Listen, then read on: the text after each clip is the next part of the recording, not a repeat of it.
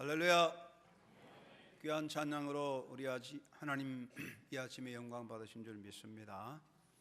2013년이 시작됐는데 연초에는 강추위로 좀 움츠러들었지만은 하나님의 은혜를 인도하셔서 1월달 잘 지내고 2월달을 맞이했습니다.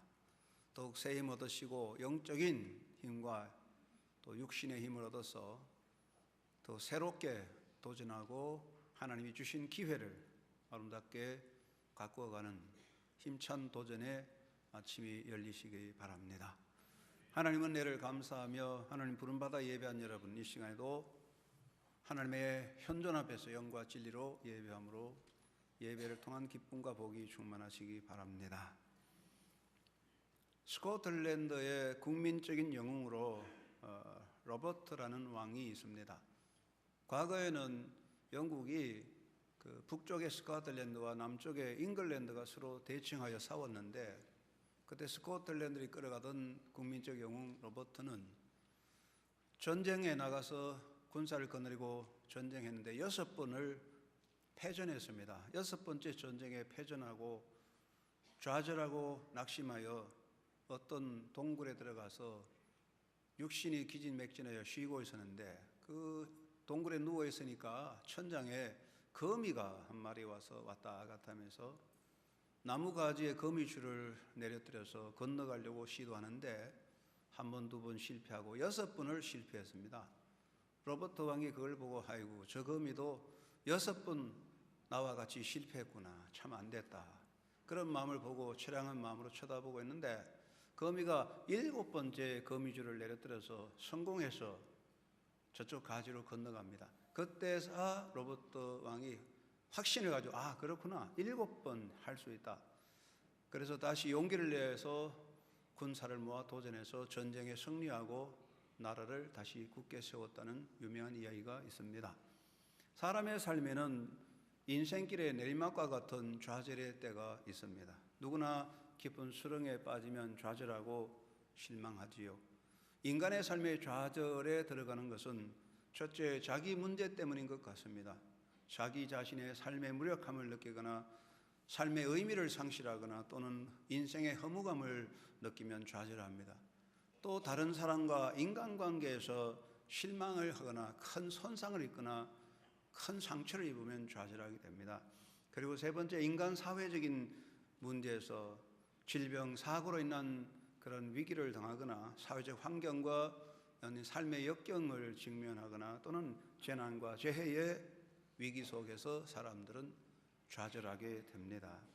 인간에게는 누구에게나 좌절이 있고 슬럼프가 있습니다. 그러나 문제는 어떻게 극복하느냐 하는 것입니다. 어떤 사람은 슬럼프를 통해서 도전해서 더 새로운 비약을 이루고, 어떤 사람은 인생의 슬럼프, 좌절에서 헤어나지 못하는 경우가 있습니다. 우리나라의 유명한 인기 스타나 운동선수들 중에는 인간의 삶에 찾아오는 그 좌절의 때를 극복하지 못해서 자살하거나 실패하는 사람들이 있으니 마음 아픕니다. 사랑하는 성도 여러분, 인간에게는 언제나 좌절의 때가 있습니다. 그 좌절의 때를 어떻게 믿음으로 극복하느냐, 이것이 영의 사람의 과제인 것입니다. 오늘 읽은 본문에 엘리야가 나옵니다. 우리가 생각할 때 엘리야는 불의 사자, 능력의 사자라서 줄기차게 한 걸음으로 끝까지 달려가서 성천하셨다 생각할 수 있지만 그렇지 않습니다. 엘리야도 하나님의 불의 사자, 능력의 사자였지만 인간이기에 좌절에 깊이 빠져들었습니다. 살아계신 하나님의 이름으로 갈멜산에 올라간 엘리야는 그 시대의 권력을 가진 아합의 비호를 받아서 백성을 미혹하고 악한 길로 이끌어가는 아합의 종교 지도자들, 제사장들, 특별히 바알 종교 지도자들과 아세라 종교 지도자들, 제사장들과 대결하여 그들을 다 꺾고 온 이스라엘 백성 앞에 하나님의 살아계심을 드러내게 되었습니다.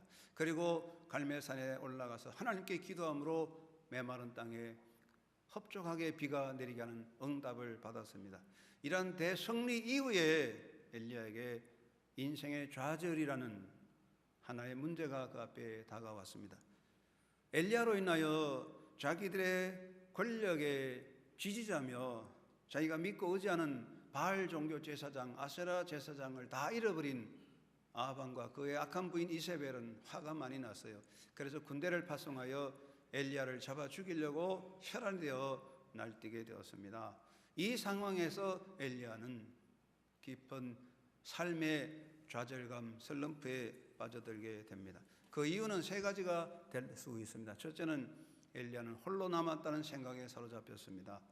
하나님의 이름으로 대승리를 한 엘리야지만은 언제나 백성을 대표하여 홀로 싸우는 엘리야는 인간이기 때문에 나 혼자 남았다는 생각이 그를 자꾸만 사로잡았습니다.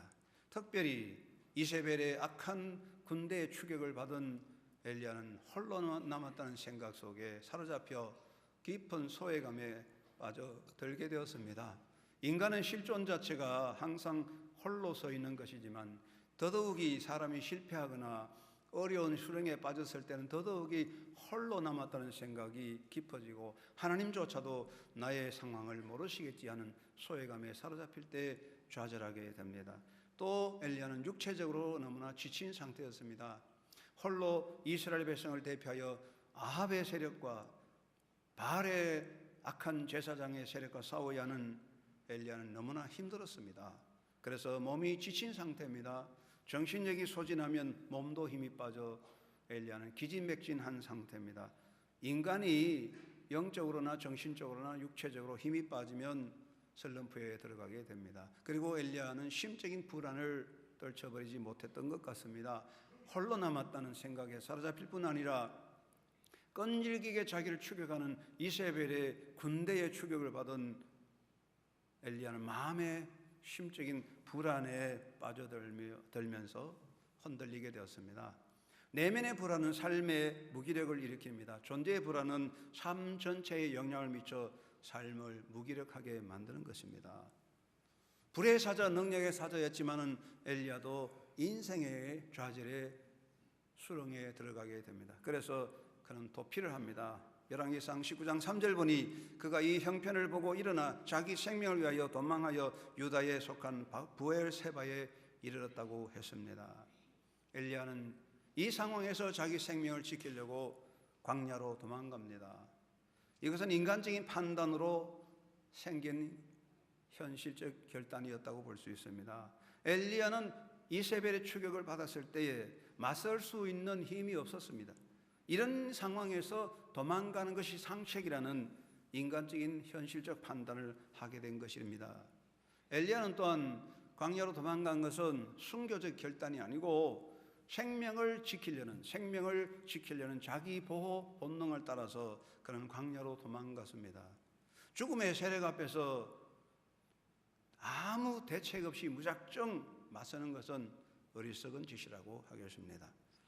엘리야는 지혜롭게 판단했습니다. 순교적 상황, 순교적 결단이 아니라면 무작정 대적과 맞서 싸우는 것은 화를 자초하는 것입니다. 어리석은 일입니다.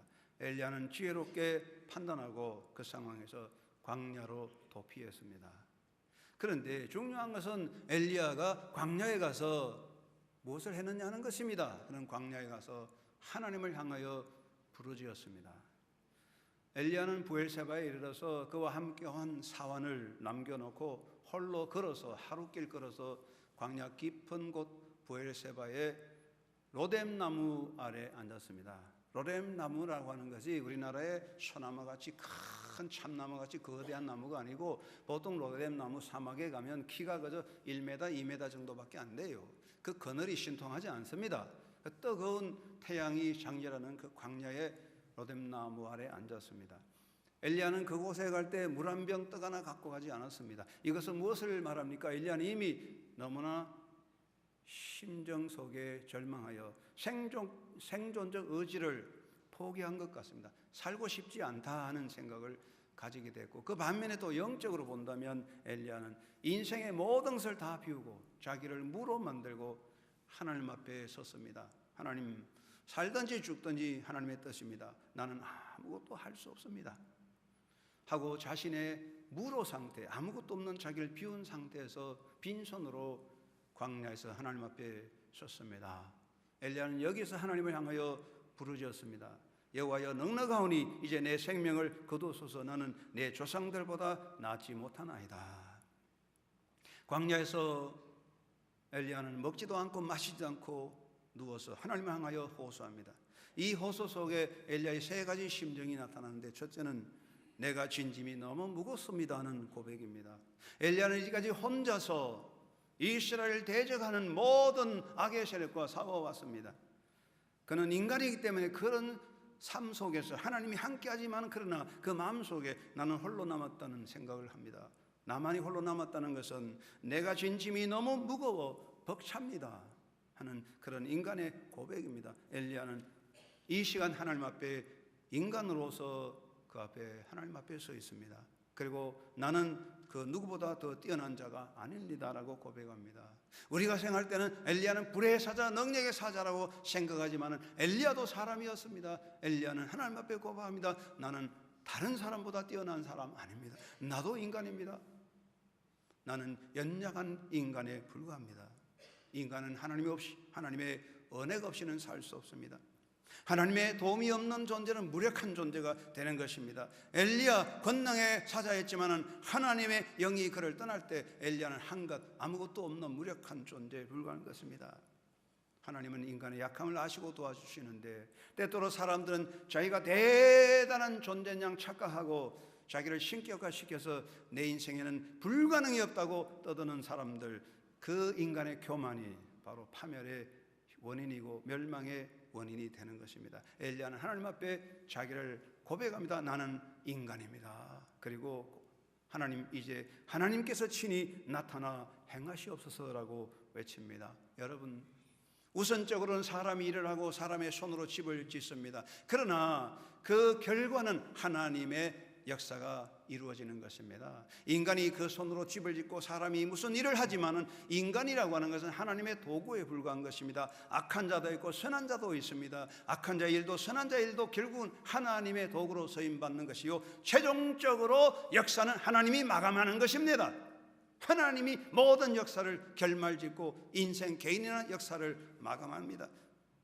엘리야는 하나님 앞에 부르짖습니다. 이제 하나님께서 친히 나타나 역사하여 주시옵소서. 하나님 앞에 부르짖습니다. 하나님은 엘리야의 기도를 들어주셨습니다. 하나님은 그곳에 당신의 사자를 보내주셨습니다.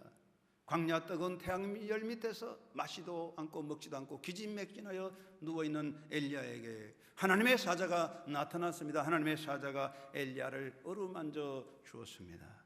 이것은 좌절한 엘리야에 대한 하나님의 위로였습니다. 언제나 하나님께서는 그의 사랑의 손으로 하나님의 자녀들을 어루만져 주십니다.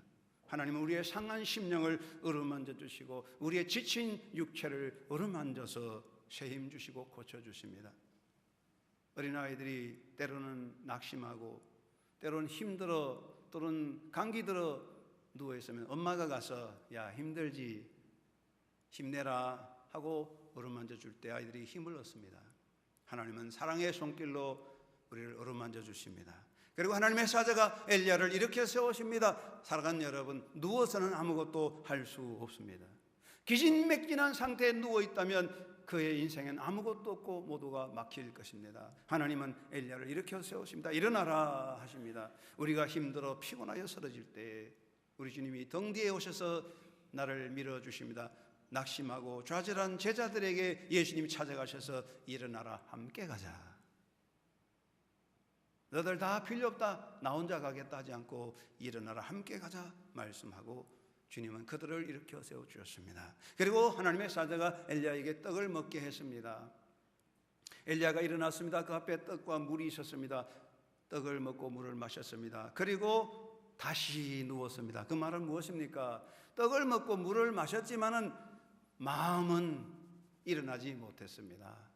여러분, 몸이 일어나기 전에 마음이 일어나야 됩니다. 엘리야가 떡을 먹었지만은 마음은 일어나지 못해서 다시 누웠습니다. 그때 하나님의 사자가 다시 오셔서 일어나라, 먹으라고 하십니다. 엘리야가 다시 떡을 먹고 힘을 얻게 되었습니다.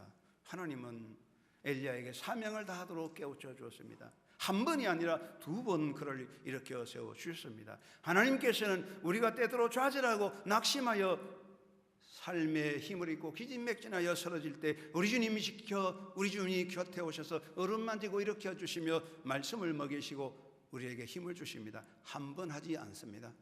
나는 포기하지만 나를 향한 하나님은 절대로 포기하지 않습니다. 나는 나를 포기해도 하나님은 나를 포기하지 않습니다. 내가 나의 삶에서 좌절하여 넘어져 있을 때 하나님은 나를 떠나지 않고 내 곁에서 나를 일으켜 세워 주십니다. 엘리야는 인생의 깊은 좌절 속에서 하나님을 향하여 부르짖습니다. 하나님은 그곳에 오셔서 엘리야를 붙잡아 주셨습니다. 하나님의 사랑의 간섭으로 엘리야는 새 힘을 얻습니다. 사명을 완수합니다. 엘리야는 그 자리에서 일어나서 하나님의 명을 따라 40일을 주야로 달려서 호렙산에 이르렀습니다. 엘리야는 호렙산에 가서 하나님의 임재를 다시 체험하게 됩니다. 하나님께서 엘리야에게 말씀하시기를 너는 샤밧의 아들 엘리사에게 가서 기름을 부어 너를 대신하여 선지자로 삼아라고 명하셨습니다. 그리고 하나님은 엘리야에게 말씀하십니다. 엘리야가 자꾸만 나 혼자 남았다 하니까 하나님 말씀하시기를 내가 이스라엘 가운데에 7,000명을 남기리니 다 바알에게 무릎을 꿇지 아니하고 다 바알에게 입맞추지 아니한 자니라. 하나님은 엘리야에게 말씀하십니다. 너 혼자 남은 게 아니다. 아직 7,000명이나 있다. 사랑하는 여러분, 우리가 때로는 홀로 남았다고 힘들어할 때 여러분, 하나님이 내 곁에 계시고 수많은 믿음의 사람이, 믿음의 동반자가 있다는 것을 기억해야 합니다. 엘리야는 다시 힘을 얻었습니다. 그리고 내려왔습니다. 엘리사에게 선지자의 직무를 이임하고 하나님의 이끄심을 받아서 성천하셨습니다. 제가 이렇게 말하면 여러분 어떻게 생각하겠습니까? 졸고 있는 사람 외에는 아마 다 알 겁니다. 엘리야는 하나님의 사자로, 불의 사자로 영권을 가져서 바알 제사장, 아세라 제사장을 다 격파하고 기도 응답받아 피를 내리게 하면서 마지막까지 힘차게 달려가서 성천하였노라. 아멘. 졸고 있는 사람은 아멘하고 깨어있는 사람은 아멘 안 합니다. 왜 그렇습니까? 엘리야는 그렇게 가지 않았습니다. 불의 사자, 능력의 사자였지만은 그는 인간이기 때문에 좌절의 슬럼프에 빠졌습니다. 이것이 인간입니다. 하나님은 그를 일으켜 세워주셨습니다. 사랑하는 여러분, 우리가 살아가다 보면 좌절할 때가 있습니다. 인생의 슬럼프에 빠집니다. 수렁에 빠질 때가 있습니다. 그러나 그곳에도 하나님이 계십니다. 다시 주님의 손잡고 기도함으로 다시 도전하는 놀라운 역사가 이 시간 여러분에게 있기를 주의 이름으로 축원합니다. 먼저 우리가 무엇을 해야 됩니까? 나를 향한 하나님의 침묵을 수용해야 합니다. 한번 따라하겠습니다. 나를 향한 하나님의 침묵을 수용하자. 사랑하는 여러분이여, 하나님의 섭리 역사는 결코 멈추거나 중단되지 않습니다. 예수님 말씀하시기를 공중에 참새 한두 마리가 팔리고 떨어지는 것도 하나님께서 우리 아버지 허락하셔야 된다고 마태복음 10장 29절 말씀하고 계십니다. 이 말씀은 무엇입니까? 모든 피조세계 인간 존재 모두가 역사의 개인의 역사가 하나님의 섭리 안에 있다는 것입니다. 달려가는 기차는 그 철로를 벗어나서 탈선하여 사고를 일으킬 수가 있습니다. 그러나 하나님의 역사에는 탈선이 없어요. 어떤 개인도 역사도 하나님의 섭리를 벗어날 수는 없는 거예요. 그 섭리 아래 있습니다. 하나님은 당신의 자녀를 당신의 섭리 속에 지키시고 이끌어 가십니다. 할렐루야. 그런데 문제는 하나님의 섭리 역사의 방법 중에 침묵이라는 방법이 있습니다. 하나님은 때때로 침묵으로 하나님의 자녀들을 이끌어 가십니다. 하나님의 침묵은 하나님의 편에서는 하나님의 역사의 한 방편이지만은 그 침묵을 보는 사람들로서는 아무런 응답도 없고 아무런 조짐도 없고 아무런 소리도 없으니까 하나님의 부재, 하나님이 안 계시는가 보다, 하나님이 죽었나, 그런 생각에 빠져듭니다. 그래서 사람들은 하나님의 침묵 앞에서 낙심하거나 믿음을 떠나게 됩니다. 여러분, 예수님께서 십자가에 달려 돌아가실 때 엘리 엘리 라마 사박다니, 하나님 하나님 어찌하여 나를 버리시나이까 절규할 때 우리 하나님께서 그곳에 나타나셔서 내성병력으로 로마 군병을 다 쳐서 격파하였습니다. 저렇게 말하면 목사님이 헛소리 한다고 그러죠. 여러분, 우리 예수님이 십자가에 달려 돌아가실 때 엘리 엘리 라마 사박다니 할 때 하나님은 침묵하셨습니다. 그러면 하나님이 그곳에 안 계셨습니까? 하나님이 어디에 외출 가셨습니까? 아닙니다. 예수님이 십자가에 고난당할 때 하나님도 그곳에 우리를 위하여 고난당하고 계셨습니다. 하나님의 침묵이 구원의 역사의 하나님의 방법이었습니다. 이것을 잊어서는 안 됩니다. 수많은 선지자들이 고난당하고 기도할 때 하나님은 침묵하셨습니다. 모세는 40년 동안 광야에 가서 살았지만 하나님은 40년 동안 침묵하셨어요. 몇 년 동안요? 1년이 아닙니다. 4년이 아니라 40년을 하나님은 침묵하셨습니다. 그것은 하나님이 외출하신 것이 아니고 하나님은 모세 곁에 계셨습니다. 사랑하는 여러분, 하나님의 방법 중에는 침묵이라는 게 있습니다. 하나님의 침묵은 우리들의 신앙에 대한 하나님의 테스트도 됩니다. 아이들이 길 가다가 넘어졌습니다. 그러면 엄마가 뒤에서 숨어서 아무도 모르게 뭘 하나 이렇게 숨어서 보고 있습니다. 그건 아이가 어떻게 하나 시험하는 겁니다. 마찬가지입니다. 하나님은 우리가 얼마나 참고 기다리나, 얼마나 순종하나, 얼마나 믿고 확신하나를 하나님은 침묵으로 지켜보고 계십니다. 대부분의 경우에 예수 믿는 사람들, 믿습니다, 아멘, 할렐루야 하는 사람들조차도 인생의 고난과 인생의 고통과 아픔 속에서 부르짖을 때, 하나님이 침묵하실 때, 어떤 응답도 없을 때 하나님이 안 계시는가 보다, 기도는 효과가 없는가 보다 하고 포기합니다. 그것이 바로 불신앙입니다. 분명한 것은 인간의 삶에서 우리가 고난을 당할 때나 시련을 당할 때나 우리가 어떤 상황에도 하나님은 그곳에 함께 계신다는 사실입니다. 그런데 사람들은 하나님의 침묵 앞에서 쉽게 포기하고 하나님을 잊어버립니다. 그것이 바로 우리가 빠지는 불신앙의 함정입니다.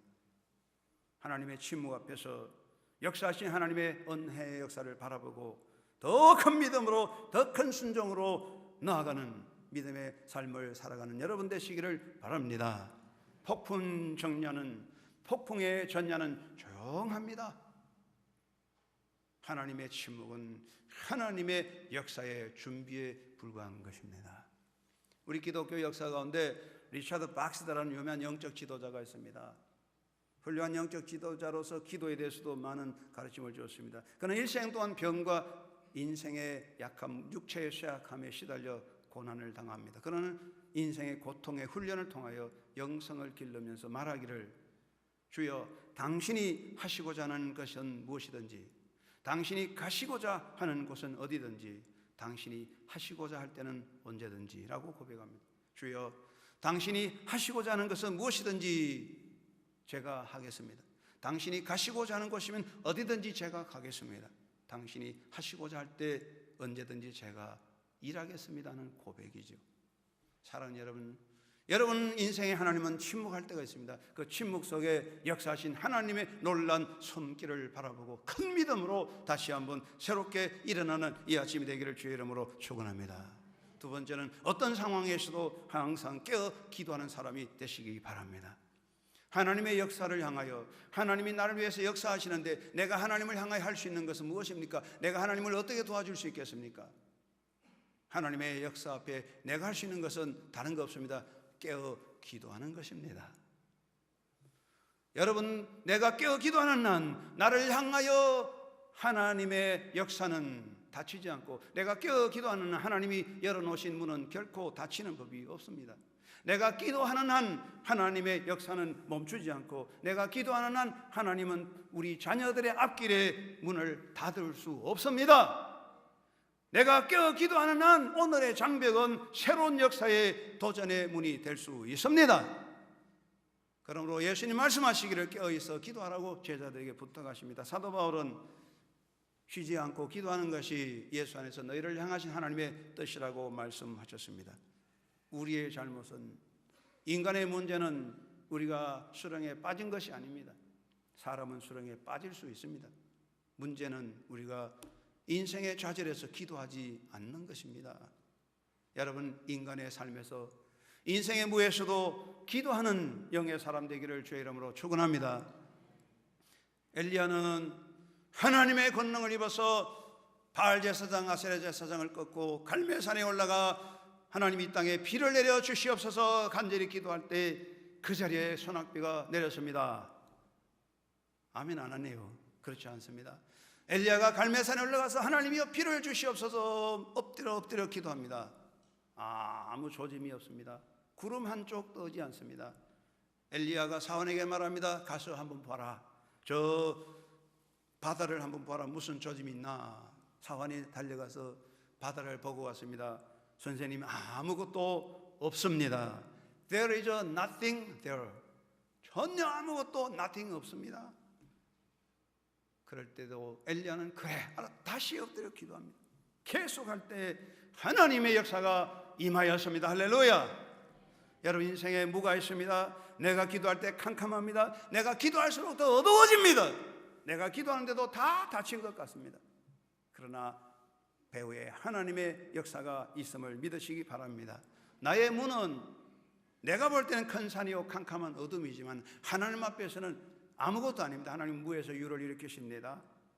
하나님은 큰 산을 평지로 만드시는 분입니다. 인생의 무에서 하나님을 바라보는 기도의 삶으로 여러분 믿음으로 도전하는 사람이 되어야 합니다. 예수님께서 오늘 읽은 본문에 말씀하셨습니다. 한 과부 이야기를 하셨어요. 이 과부가 불의한 재판장을 찾아가서 얼마나 못 살게 했던지 재판관이 내가 저 여자 때문에 못 살겠다. 내가 저 여자 소원 안 들어줬다가는 잠도 못 자겠다 해서 그 불의한 재판관이 그 여인의 소원을 들어줬다고 하시면서 하나님께서 그 밤낮 부르짖는 택하신 자들의 원한을 풀어주지 않겠느냐. 할렐루야. 어떤 사람 하나님께서 한 번 기도하고 그만두는 사람 아닙니다. 밤낮 부르짖는 자의 기도, 여러분 깨어있어 기도하는 삶이 되시기 바랍니다. 여러분 인간에게서 누가 어리석은 자며 불행자인지 아십니까? 인간의 상황 앞에 부딪혀서 아무것도 안 보인다고 포기하는 사람이 인생의 바보요 어리석은 자입니다. 하나님은 찾고 부르짖는 자를 들어주십니다. 우리가 하나님을 찾는 그 기도는 우리의 강력한 영의 호소입니다. 우리의 강력한 영적 호소는 하나님을 움직이는 힘이 있습니다. 마가복음 10장에 보면 바디메오 소경이 있습니다. 예수님을 만나서 부르짖습니다. 사람들이 시끄럽다고 입을 다물으라고 구박하고 입을 막았지만은 바디메오는 계속 부르짖을 때 우리 예수님이 발길을 멈추시고 그의 소원을 들어주셨습니다. 아무것도 안 보여도 깊은 수렁에 빠졌을지라도 여러분 깨어 기도하는 삶이 되시기 바랍니다. 걷지 못하면 앉아서 외치십시오. 앉지도 못하면 누워서도 외치시고 소리 못 내면 마음으로 외치는 삶이 되시기를 바랍니다. 하나님은 그곳에 계십니다. 세계 제1차 대전이 종결할 때 연합군이 승리를 이루게 되면서 영국군 연합군이 팔레스타인으로 진군해서 약 1000년 동안 터키의 지배를 받은 예루살렘을 회복하려고 성을 포위하고 공격 준비를 했습니다. 이때 영국군 사령관의 대장 이름이 앨런비라는 사람인데 영국 정부에 연락을 했습니다. 자, 우리가 전쟁 준비 다 했는데 공격할까요 말까요 했더니 그 당시에 영국의 국왕 조지 5세가 회신을 보내기를 공격하지 말라. 첫째는 예루살렘은 거룩한 도시니 공격하지 말라.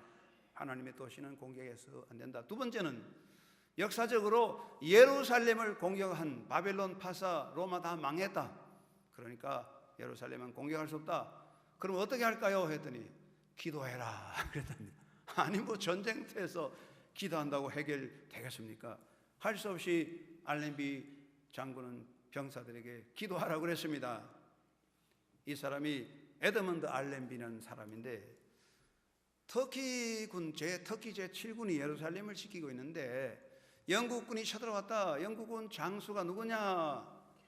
알렌바라 그랬습니다. 원래는 알렌비인데 영국군 장수 알렌비인데 터키 사람들에게는 알렌바로 들리는데 알렌바는 터키 말로 신의 사자입니다. 아이고 신의 사자가 나타났다. 그러니까 그냥 터키군이 전쟁도 못하고 다 항복했어요. 그래서 무혈 입성하였다는 이야기죠. 이게 역사적인 이야기입니다. 우리가 기도할 때 하나님은 역사하십니다. 여러분 인생에 답답하고 힘든 역경 속에 있을지라도 항상 깨어있어 기도함으로 하나님의 역사에 동참하는 믿음의 삶이 되기를 주의 이름으로 축원합니다.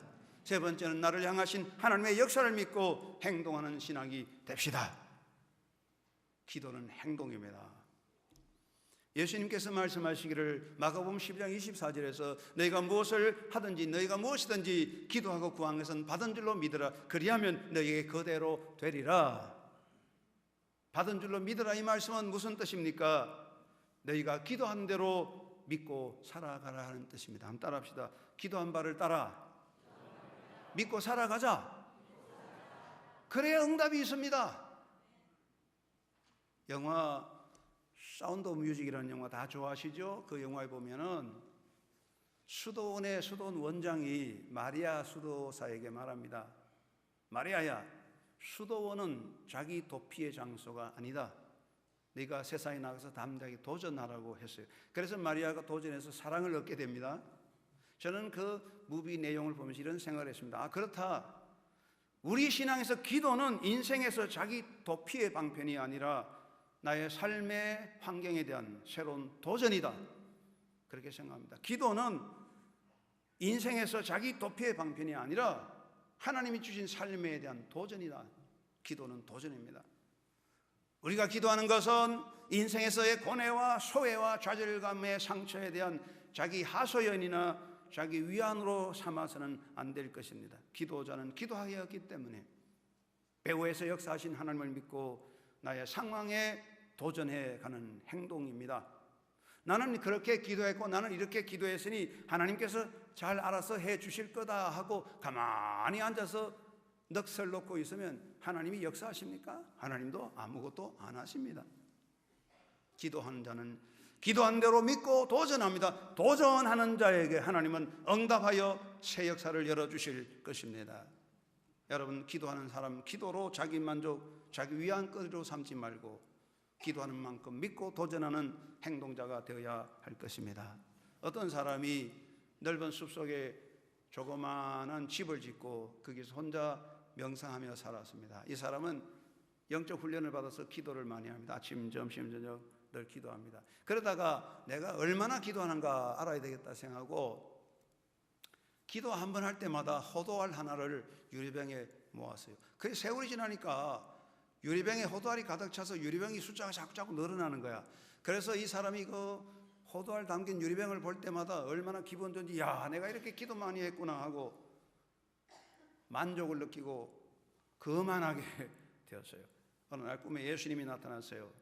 너 그 유리병 속에 호도알이 뭐냐? 제가 기도한 겁니다. 기도 이렇게 많이 했습니다. 예수님께서 그러면 그 호도알 하나 깨서 망치로 깨보라고 했어요. 그래서 호도알 하나 꺼내가지고 망치로 깨보니까 그 호도알이 속이 텅텅 빈 껍데기예요. 예수님 말씀하시기를, 야, 그 호도알 속이 다 빈 껍데기다. 너의 기도도 빈 껍데기다. 너는 기도하는 것 횟수로 자랑하지만은 기도는 마음의 이야기, 기도는 마음의 고백, 하나님과 대화다 라고 말씀해 주었다고 합니다. 사랑하는 여러분, 우리가 기도 많이 했다고 기도 횟수로 자랑할 것이 아니고 기도로 자기 만족하며 기도 속에 도피하여 숨을 것이 아니라 기도한 만큼 도전하는 행동자가 되어야 하는 것이죠. 기도하는 만큼 믿고 도전하는 삶이 되어야 할 것입니다. 6.25 전쟁 때 미군이 우리나라에 주둔해서 전쟁을 했는데 어느 미군 부대에서 소대장이 사병에게 너 지금 정찰을 나가라 했더니 사병이 저는 정찰 못 나갑니다. 소대장이 이 친구가 겁이 많구나 알았다고. 그런데 저녁에 6시가 되니까 이 사병이 와서 소대장에게 제가 정찰 나가겠습니다. 소대장이 야 지금 웬일이냐 아껴는 안 된다 그러더니 했더니 사병이 말하기를 이 시간 어머니께서 나를 위해 기도하는 시간입니다. 할렐루야. 어머니 나를 위해 기도하니 난 담대합니다. 아무 걱정 없습니다. 여러분, 기도하는 만큼 담대해지는 것이고 기도하는 자는 담대하게 도전하는 사람인 것입니다. 여러분, 기도하기 때문에 도전하는 믿음의 역사가 있기를 주의 이름으로 축원합니다. 유명한 작가로 토마스 칼라일이 있습니다. 불란서 혁명사라는 위대한 책을 썼습니다. 7년 동안 불란서 혁명사의 책을 준비하여 원고를 이렇게 쌓아놓았습니다. 거의 마무리 단계에 들었습니다. 어느 날 칼라일이 외출하고 없는 사이에 하녀가 집안을 청소하면서 추운 겨울에 난로에 불을 피우는데 불쏘시개가 없어서 살피다 보니까 한쪽 구석에 누런 종이가 많이 있거든. 어이구 좋겠다고 그 종이를 가져다가 기름 뭉쳐서 다 불쏘시개로 다 태워버렸어요. 가을 날이 돌아보니까 7년 동안 수고한 모든 원고가 불타 없어졌습니다. 얼마나 속이 상하는지 그냥 말도 못하는 거야. 두문불출하다가 머릿속에 깨우침이 왔습니다. 아, 하나님께서 내게 지시하는 거구나. 모든 거 불태워버리고 다시 시작하라고 하나님 말씀하셨다. 다시 도전해서 불란서 혁명사라는 위대한 책을 썼습니다. 때로는 하나님이 그렇게 역사하십니다. 때로는 우리가 해놓은 모든 업적, 내가 자랑하는 인간의 모든 업적 하나님이 다 불살라버릴 때가 있습니다. 우리 앞에 깜깜한 허무 속에 우리가 빠질 때도 있습니다. 하나님은 아무런 응답도 없는 침묵 속에 우리를 불러놓을 때도 있습니다. 그러나 하나님은 그곳에 계십니다. 낙심하지 말고 좌절 속에 허덕이지 말고 깨어기도 하고 도전함으로써 하나님의 손에 서임받는 하나님의 사람, 응답받는 주님의 사람, 믿음의 승리자가 되기를 주의 이름으로 축원합니다. 하나님 아버지 감사합니다. 깨어있어 기도하라고 했지만은 우리는 현실 앞에 줄어들어서 아무것도 안 보인다고 낙심하여 한숨 쉬고 있을 때가 있습니다. 때로는 기도하고 자기 자신이 도피할 때가 있습니다. 하나님, 우리는 기도함으로 도전하고 깨어 기도함으로 인생의 무에서도 기도하며 하나님의 손을 잡고 다시 달려가서 새로운 시대를 열어가는 주의 백성들이 되게 하여 주시옵소서. 이 시간도 나와 함께 하시고 기도하라 명령하신 주님의 음성을 듣고 예수님 손잡고 힘차게 새 역사를 열어가는 주의 백성들로 살아가게 하옵소서. 예수님의 이름으로 기도드리옵나이다. 아멘.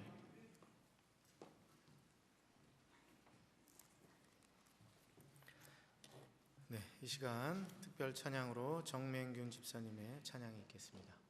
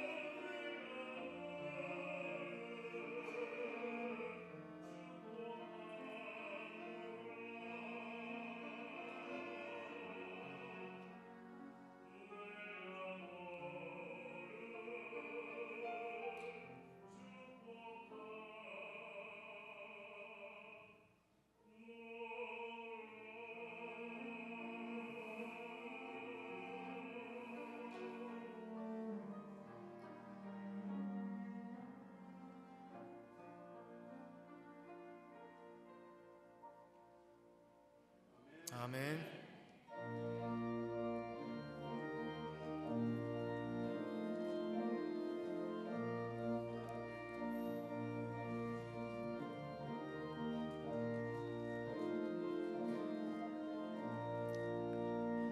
마음속에 근심 있는 사람 주 예수 앞에 아뢰어라. 슬픈 마음 있을 때에라도 주 예수께 아뢰라. 주 예수 앞에 아뢰어라. 주 우리의 친구니 무엇이나 근심하지 말고 주 예수께 아뢰라. 눈물 나며 기쁜 한숨 쉴 때 주 예수 앞에 아뢰어라. 은밀한 죄 내게 있더라도 주 예수께 아뢰라. 주 예수 앞에